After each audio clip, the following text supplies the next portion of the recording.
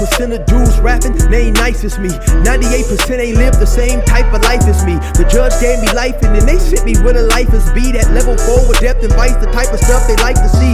Two choices, fight or flee. I refuse to die a chump. I never been a mark, but damn, it's scary when that riot jump. I seen dudes cry, get punked, and some sexually brutalized. Knew a dude who lost his life and he was only doing 5 year-long racial fights when homie all you do is ride. Lonely days and nights up in a hole causing suicide. From the moment you arrive, you see the Mexican mafia, AB skinheads with big giant swastikas, pro-black philosophers, the BGF, the Kumi, and Muslims who will murk you from the nation to the Sunni. That MS was loony, quick to ride up on they rival. Even Christians went to church, hide knives up in a Bible. Political and tribal, the Crips and Damus, the Long Beach, the Hubs and the Dubs and the Grooves, the IE, the Bakersfield, the Dago Pyrus, the Hustlers quick to roll, the gangsters gon' move. Say what's cracking, YouTube? It's your boy 16 to life, and I'm back like I'm on a parole violation. Yard down! Now, for those of y'all that's new to my page, in 1994, I got arrested. I was eventually sentenced to 16 years plus life, and I served 24 years straight in the California prison system. Yeah, that's me gassing right there on that intro, and if you want to get that song, it is available only on a 10-song EP you can get directly from me, purchased through digital download, Cash App, PayPal, or Zelle me $20, and I'm going to get it to you ASAP, man. So, yeah, we on to the next video, man, and once again, we talking about Santino Casillo, the dude who stabbed Tory Lanez in a prison known as the Hatchery. So yes, it's definitely been confirmed that he is a POS, and with charges like the charges that he initially went to prison for, it's no question of a doubt that that is definitely 100% PCR, man. So now we're gonna get into his charges and the charges that initially brought him to prison to begin with, right? So sometime in 2002, he happened to be on parole from paroling from CYA, which is California Youth Authority. Now, it's basically a prison for juveniles, and I believe it goes up to the age of 25, right? You can be, I don't know how young you can be when they first send you there, maybe 13, 14. I have never been, so do not quote me on that. I'm not 100% accurate about that, right? But definitely he was on parole from paroling there for a burglary. Now he's around the age of I believe 20 years old, right? And so he's living in a town known as Lancaster. Lancaster is in the northern part of Los Angeles County. It's maybe about an hour and 35 minutes from Los Angeles, right? So at some point in time, I guess he happens to encounter this runaway from Palmdale. Now, Palmdale is another city in the Los Angeles County area, and it's about an hour and 15 minutes away from Los Angeles. Now, the name of this 13-year-old girl who would later become the girlfriend of Santino Casillo, her name was Evelyn Brenda Sendejas. Now, so she runs away, and like I said, she encounters this guy, and eventually they happen to move in together in an apartment in a duplex. And at least one other female lived in that duplex apartment, and she is the cousin of Casillo right now. So she runs away, and according to her older brother, the last time they had heard from her was on Mother's Day. She would call periodically to let her family know that she was doing okay.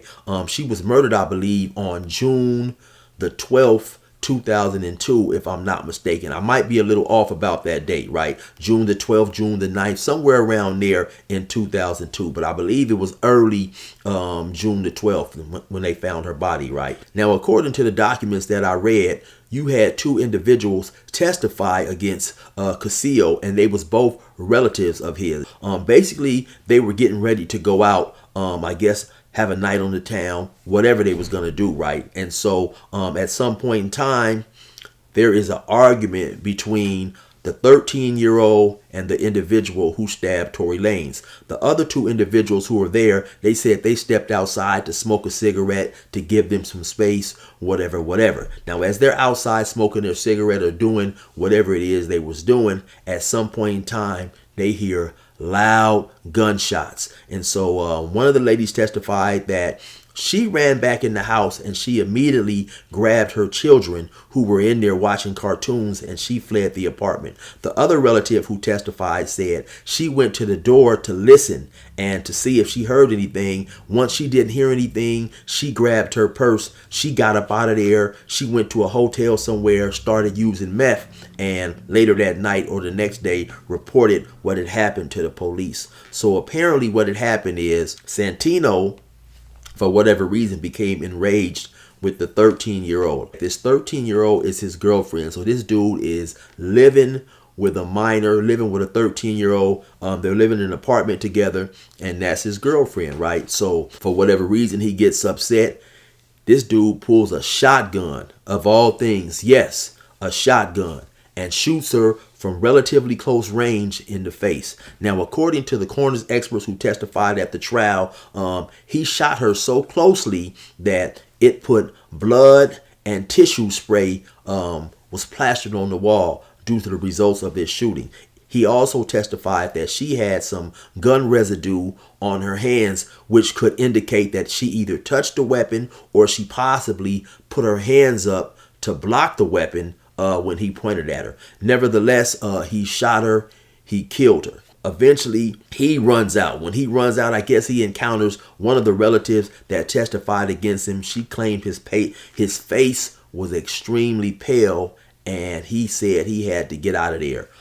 So he goes on the run, and he's found about 2 weeks later, according to these reports, and eventually they take him to trial, and he's found guilty of second-degree murder, first-degree attempted murder, great bodily injury, and also assaulting someone with a knife. Now, for whatever reason, the district attorney who was in charge of prosecuting the case never chose to pursue any type of charges in relation to the relationship that he was having with this 13-year-old minor. Nevertheless, all those things were in his court proceedings, his transcripts, so on and so forth. So you can believe without a question of a doubt that he has been on a protective custody yard, or what's known now as a SNY yard, which is an acronym for sensitive needs yard, ever since he first came to the California Department of Correction. There is no way that he would have survived any other place. Me, myself, I've never been on a sensitive needs yard, but from what I understand about those sensitive need yards and protective custody yards, that individuals with charges like that sometimes will get weeded out, get harmed, and even unalived in some events. Now, some people out there who have never been to prison may hear this story and wonder, why will dudes who are obviously on an SNY yard themselves happen to attack somebody with charges like this?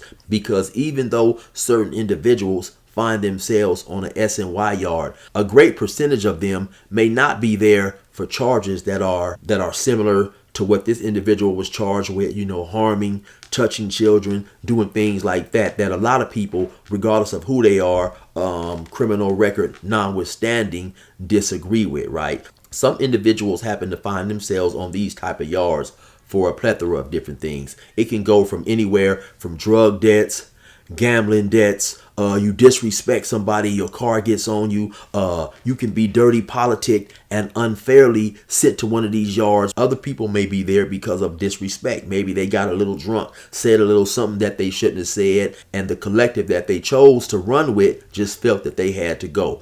Maybe something was done to them on that particular yard that they was at. Then they tried to go to another yard and was attacked again. Sometimes situations just play out in prison where, when your respective collective decides that it's time for you to go, you have to go. Some individuals might happen to be on that yard because they lack self-discipline and cannot conduct themselves for lengthy periods without just being problematic, without getting into it with other people, other individuals, other races, because of their attitude, and the way they do time is just problematic. And what I'm talking about is we all have individuals for whatever reason who always seem to bump heads and get into it with a person, every 5-6 months, or even not even that long. Sometimes every 2 or 3 weeks or whatever. You have individuals, man, that's just always getting into it because of the way they view life, or the way they may feel about other individuals, other races, or whatever, does not allow them to do time without constantly getting into trouble. So at a point in time, their collective gets tired of that individual and it's like, man, why are you just always getting in trouble? Why is it always you? And then their car may say something along the lines of, well, obviously it's something about you, something about the way you do time, something about the way you approach, deal with people, so on and so forth, that always causes you to get into a problem. And before we will continue to keep you on the yard, knowing that you're problematic, and let you eventually get into it down the line and cause everybody else to get into a wreck and a riot, we're going to get you up off the yard. So it's a whole bunch of reasons why individuals may find themselves on a SNY yard, and many times when it's all said and done, you have a vast majority of the prison population who may be on those sensitive needs yards who still do not like people with these disgusting, undesirable charges. And let's just keep it 100, right? Just because a dude happens to go to a protective custody or SNY yard, he automatically doesn't change his personality and then metamorphose into a meek, fragile, non-violent individual. A lot of these dudes are still arrogant. A lot of these dudes still have their tough guy image, and a lot of these dudes still feel like they are the man. We've seen that before, right? Anyway, like I told y'all in the last video, I'd get that information to you guys as quick as possible. And so, yes, the dude was a POS, and he definitely had some mind-boggling charges. Anyway, you already know who it is. It's your boy 16 to Life. Resume normal program.